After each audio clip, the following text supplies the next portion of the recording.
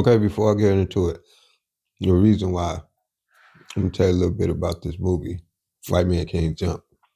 I want to say this that I'm not a pretender. I'm not one of these people that try to act like I know everything because I don't. I ain't even close, right? I know this. I wouldn't exactly label myself a Socrates, but I know that we don't know a lot of things that people pretend to know, as if like they seen some type of godly being that was described to them by someone else. That's like one of the most what's the word, like it might be ridiculous things that I've ever heard. It's like if you was never if you it's like coming up with a song that you heard before and you saying it's original because I made it and I haven't heard that song in 20, 30 years. Like you still heard the song. You know what I mean? Like you know. Anyway, with that in mind, so some parents claim they love their children so much, and we know this is not a fact because of the things they do. Now, part of this is done to stupidity, ignorance, especially on my part as a father. I know I've done some things out of ignorance, but not lack of love, because I've also know I've done plenty of things strictly out of love for my children.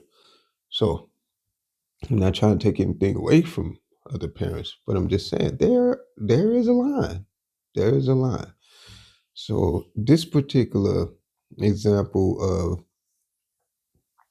how some parents go all out for themselves, and if you met them without their children, you'd think they were single. About how much they would spend on themselves and trying to look the part of, I don't know, a movie star. I don't know what it is, but you would think didn't have children, and then you find out that you have children. My only question: how did you afford to do this if you have so many children? Like I don't like and then you find out these these parents don't even have, mostly women. That's just a fact, don't even have that type of income coming. They don't know how to make that type of income. They're getting it from somebody who makes that type of income, which I don't know if that like they don't even value, like, I guess it's like a somewhere honor, integrity, it somewhere it gets weak. It's unbalanced because it doesn't make sense. It's like, wait a minute, you're getting money that's supposed to go to them and their well being, but you're using the money for your well being first and foremost, or what you think is your well being, not your well being, what you think is your well being. Like these are things you really don't need anyway. But society has convinced this individual somehow that they need them. Now, I'm trying to talk in general, but it's kind of specific people in the specific groups that are more heavily leaning that way. That all brought about the reason I thought of this movie, White Men Can't Jump, and it was you learn through movies. I keep saying this. I'm gonna keep you learn through movies just like you, because this ain't nothing. Movie ain't nothing but a picture story, right? And we've been learning through stories from the beginning of time as of existence.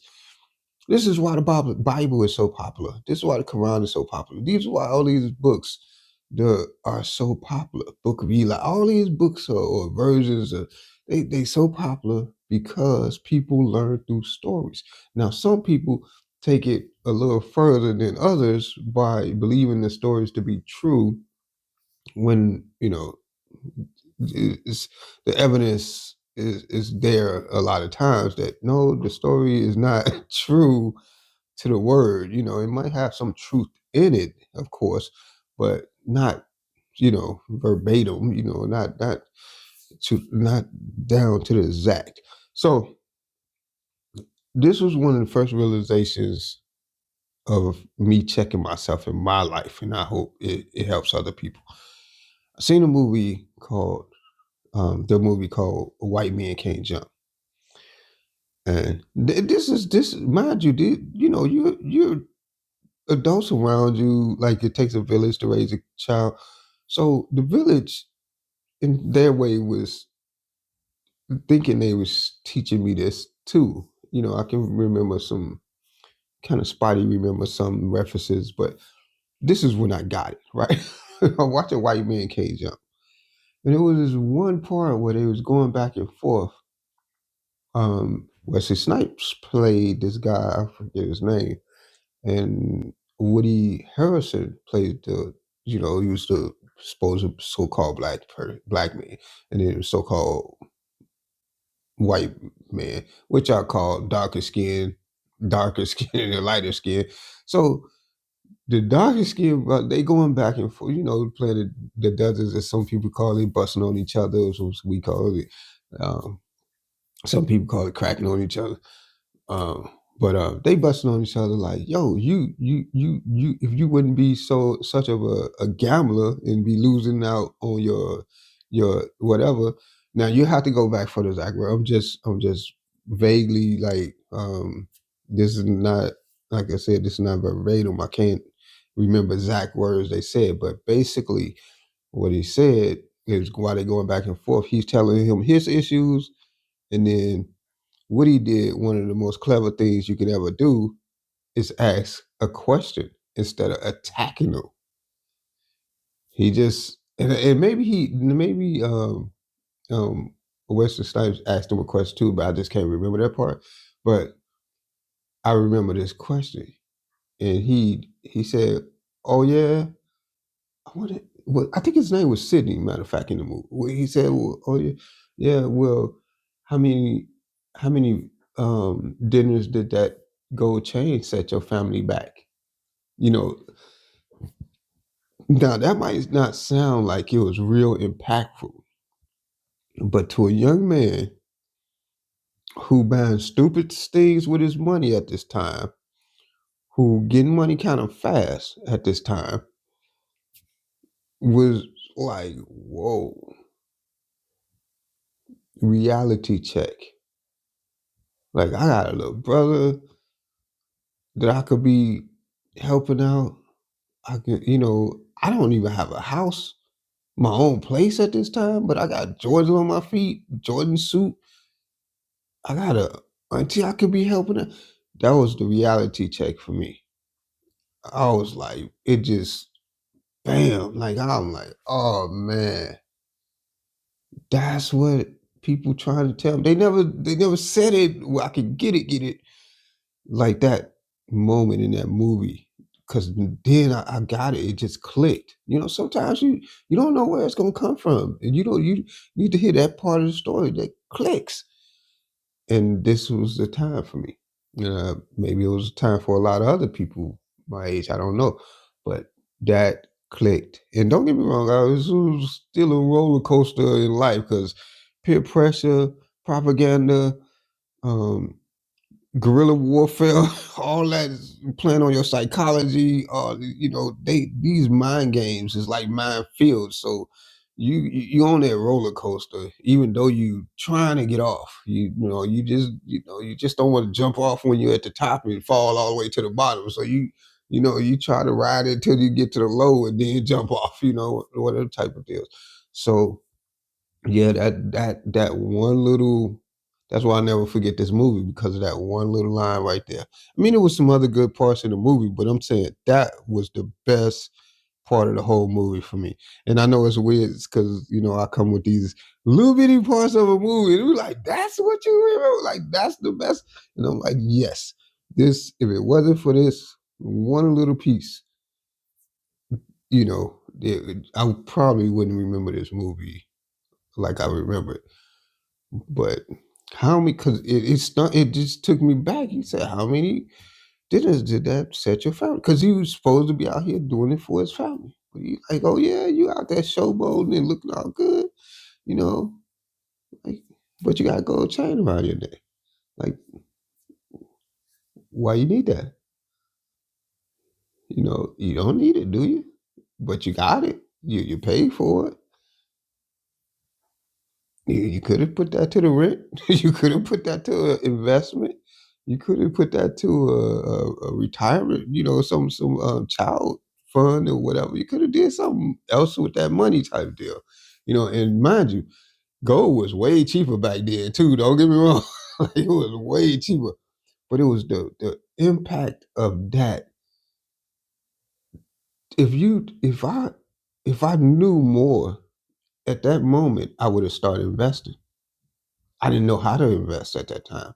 But if I had knew how to invest at that time, I could have invested my gold chain money too. You get what I mean? Like he could have, you know, as this character in the movie. Like it wasn't that he wouldn't invest if he'd known how. You know, that's a big part of what society misses when they try to judge another group or another clan or another, you know, other people. They think they know these things, but it's not. They don't. It's not as apparent as it might be to someone who is taught, you know, or seen their parents doing investing all their life, or had parents to teach them about investing, or while they learn investing. You get what I mean? Like it's just totally different thing. Like right now, with compound interest, you know, it's compound interest, and yeah, half the people, maybe more than half the people heard of it, but do they believe it? Like, do they believe it? Like, yeah, I'm gonna live long enough to see that compound interest, or we gonna be secure in our home where we'll see that compound interest? See, they don't see people that don't live the lifestyles that might be taken at any moment. They don't think like that. They don't think they might be going to jail for something they didn't even do. They don't think they might Fruitvale Station. That's another movie. They don't think they might end up like Fruitvale Station, which I almost did. Right? I was right there. You know, it could have ended up the same way. You know, got pulled off for something I ain't even do. I ain't had nothing to do with it. I'm coming home from work. Right? It could have ended up like that. So the psychology is different. You know what I mean? So it's just I'm just saying I'm not quick to judge, and I'm thankful that we have these stories to that still come out that still make some type of sense. That's why I almost cringe when I go if I watch a movie and I don't learn anything from it. It's just like I feel like I need to take a bath or a shower or something. I like, what? It's just dirty and they just want to fight and destroy it. It's like, but what is the lesson to what is the point of the movie? Like, what did we learn from this movie? You know what I mean? And it might be good action, but it's no, if it doesn't have any, it'll blow my brain. I just don't want to. Don't even let me know who was involved with it because I don't want nothing. If I ever see that name again, I don't want, like no. Well, then again, I'm open minded. I shouldn't say that because if I feel they involved or I see something then that made me think they involved, it would be different. But anyway, the point was, I'm gonna reiterate this point. It was it was the knowing that if you go out here and buy something expensive and you don't even have the things that you said you want to have before you went and bought that expensive thing, that's a great time to check yourself. Even if you, but no, the great time to check yourself is before you buy this expensive thing. That's why you want to ask yourself the W's. Man, do I really need this? Why do I need this? What do I need this for? Who am I trying to impress by this? When am I even going to use or wear this? You know what I mean? Break out the W's on every time. Even if you just go into the store, some things can wait to the next day. Some things can wait to the next week. Some things you might not even need to another season. So it's absolutely no rush in getting these things, or unless you're going to save a lot of money on it and you can afford to do something. Yeah, it makes sense. Say like the winter is about to end, and they got these sweaters that you wanted or jackets that you've been wanting for a long time, like half price or less. If you can see it in your budget, you could save you some money for next year if you can securely store this jacket or whatever. That makes sense. That makes so much sense. You're delaying gratification. And you're saving yourself money, which means you're making money. Anytime you save yourself money, you're making money. Everybody should think like that. I believe, because it's if you're saving it, you're making it. Because if you didn't save it, you would have made it and then spent it on that. You get what I mean? So if you reverse that, you're actually saving money. So yeah, that's my lesson for it. That's my piece on it. Anything you want to add or any questions? All right, love, peace, and healthy feast. Of choice, of course.